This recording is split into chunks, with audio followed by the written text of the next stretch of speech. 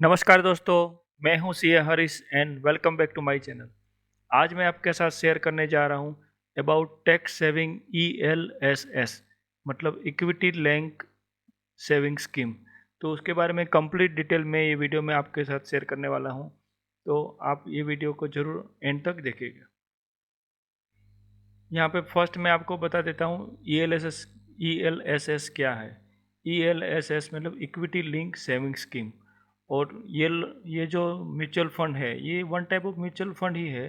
वो लोग stock market में, इक्विटी मार्केट में यहाँ पे इन्वेस्ट करते हैं। और उसका सेकेंड जो बेनिफिट है वो है टैक्स सेविंग।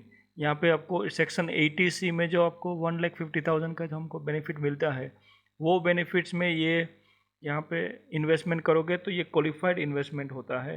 और ELS में अगर आपने इन्वेस्टमेंट किया तो आप 1,50,000 तक का आप इन्वेस्टमेंट कर सकते हो और वो बेनिफिट आप अंडर सेक्शन 80C में ले सकते हो। और अगर टैक्स सेविंग की हम बात करें, मैं एज्यूम किया हूँ कि आप 30% स्लैब रेट में हो और 4% अपना हायर एजुकेशन से लगता है, तो 31.20% अगर आपका इफेक्टिव रेट है तो आपको 46,800 का यहाँ पे बेनिफिट मिल सकता है बाय इन्वेस्टिंग 1,50,000 इन ELSS। और यहाँ पे तो ये टैक्स सेविंग है, वो फर्स्ट बेनिफिट है। सेकंड जो बेनिफिट है इम्पोर्टेंट, वो है लॉक इन। जो यहाँ पे है वो ओनली 3 इयर्स का ही है। बाकी अगर मैं आगे आगे शेयर करूँगा, बाकी कंपैरिजन में बाकी इन्वेस्टमेंट जो है उसके साथ कंपैरिजन पे यहाँ पे शेयर किया हूँ, मगर वो कंपेयर करते हुए यहाँ पे ये जो ELSS का जो लॉक इन पीरियड है वो ओनली फॉर 3 इयर्स है और लोवेस्ट है।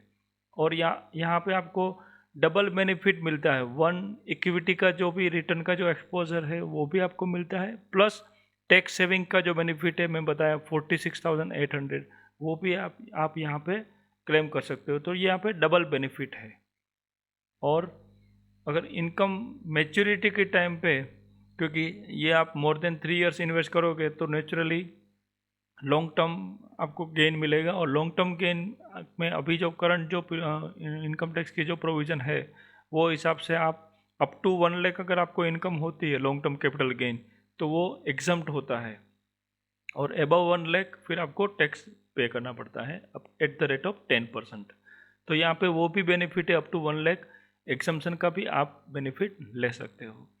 और यहाँ पे SIP का भी ऑप्शन है। मतलब आपको अगर लगता है कि मार्केट में बहुत वॉलेटाइल है और मार्केट आज आप इन्वेस्ट कर दोगे और 3 साल बाद अगर मार्केट प्लस हो गया और माइनस हो गया, प्लस हो गया तो ठीक है, अगर माइनस हो गया तो आपको इन्वेस्टमेंट का रिटर्न तो दूर की बात, मगर लॉस भी हो सकता है। तो वो चीज़ को अगर आपको बचना है तो आप कंटिन्यूसली रेगुलरली SIP, मैं आपको एडवाइस करूँगा कि वो ऑप्शन भी आप सिलेक्ट कर सकते हो। तो वो सब ऑप्शन सिलेक्ट करके आप मंथली बेसिस पे अगर मिनिमम 500 रुपीज़ यहाँ पे बताया गया है, तो 500 या आपके जो भी एक अमाउंट फिक्स कर दे, तो वो इन्वेस्टमेंट भी आपका मंथली मंथली बेसिस पे होता रहेगा। और मार्केट वॉलेटिलिटी का जो बेनिफिट है, कभी NAV अप है कभी डाउन है, तो एवरेज आउट करके जो डॉलर एवरेज आउट जो बोलते हैं, वो भी आपको यहाँ पे बेनिफिट मिल सकता है। और लमसम भी अगर आपको चाहे, क्योंकि फाइनेंशियल ईयर 22-23 अभी ऑलमोस्ट दिसंबर 22 तो हो ही गया है, तो ऑलरेडी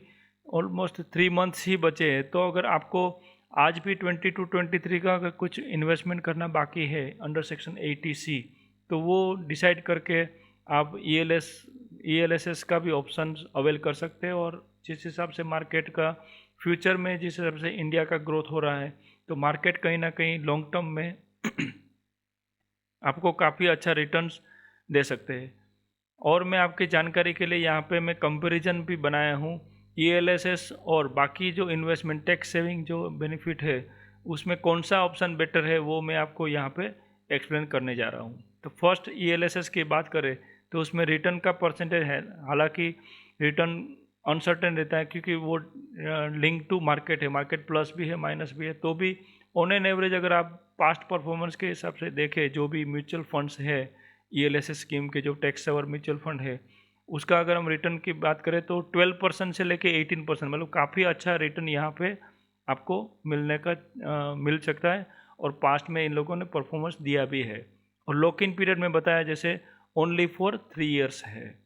और टैक्स एग्जम्पशन है, अप टू 1 लाख कोई टैक्स नहीं देना है, और बियॉन्ड 1 लाख अगर है तो आपको 10% टैक्स पे करना पड़ सकता है under long term capital gain. दूसरा जो ऑप्शन है अभी एटीसी में जो इन्वेस्ट करने का वो है पीपीएफ, जिसमें आपको रिटर्न मिल सकता है 7 to 8%। तो आपको 12% के कंपैरिजन में यहाँ पे काफ़ी रिड्यूस मतलब 5%, 5 से 6% का यहाँ पे गैप है।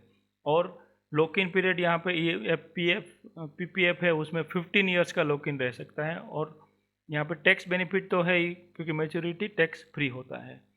थर्ड जो ऑप्शन है वो 5 ईयर्स बैंक एफडीज, कोई भी बैंक में जाके आप टैक्स सेविंग एफडी कर सकते हैं, वो भी आपको लॉक इन पीरियड 5 ईयर्स के लिए रखना पड़ेगा।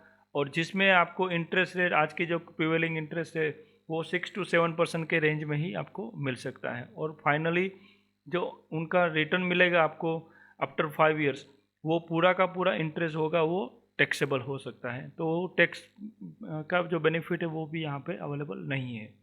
और एनएससी नेशनल सेविंग स्कीम की बात करें, नेशनल सेविंग सर्टिफिकेट की बात करें, तो वो है उसमें रिटर्न आपको 7 to 8% मिल सकता है, मगर वहाँ पे भी 5% का लॉगिन है, 5 ईयर्स का लॉगिन है। और फाइनल जो इंटरेस्ट रहेगा मैच्योरिटी के टाइम पे जो इनकम रहेगी वो टैक्सेबल है। और लास्ट जो ऑप्शन है वो है एनपीएस नेशनल पेंशन स्कीम, जिसका रिटर्न आपको अच्छा मिल सकता है 8 to 10%, मगर आपका लॉक इन है वो टिल रिटायरमेंट, क्योंकि after age of attending the superannuation वाली जो एज होती है वो अटेंड करने के बाद ही आपको यहाँ पे मैच्योरिटी और आपको विड्रॉ कर सकते हो। तो यहाँ पे वो लॉक इन टिल रिटायरमेंट तक है। और उसमें भी पार्शियल टैक्सेबल होता है, पार्शियल एग्जम्पशन है वो, उसके लिए मैं अगर चाहिए तो आपको मैं आई बटन में लिंक शेयर कर दूंगा। एनपीएस के बारे में मैं कंप्लीट एक अलग से वीडियो बनाया था, तो वो डिटेल में अगर आपको जानना है तो आप आई बटन से वीडियो देख सकते हैं। और करंट जो मैंने काफ़ी सारे रिसर्च करने के बाद कुछ 5 ईएलएसएस स्कीम जो अभी एग्जिस्टिंग है उसका मैंने रिटर्न और यहाँ पे एक टॉप जो मैं बोल सकते हो तो उसका मैं यहाँ पे शेयर किया। हालांकि ये कोई इन्वेस्टमेंट एडवाइस नहीं है, मगर जस्ट मैं अभी के जो प्रिवेलिंग 5 अच्छे रिटर्न देने वाले जो परफॉर्मेंस अच्छा है जिनका, वो मैं यहाँ पे लिस्ट शेयर कर रहा हूँ। तो फर्स्ट है Mirae asset tax saver fund, जिसका लास्ट 3 ईयर्स का रिटर्न ऑन एन एवरेज 19% रहा है। और यहाँ पे मिनिमम इन्वेस्टमेंट सब केस में सभी जो ऑप्शन है उसमें 500 से चालू कर सकते हो।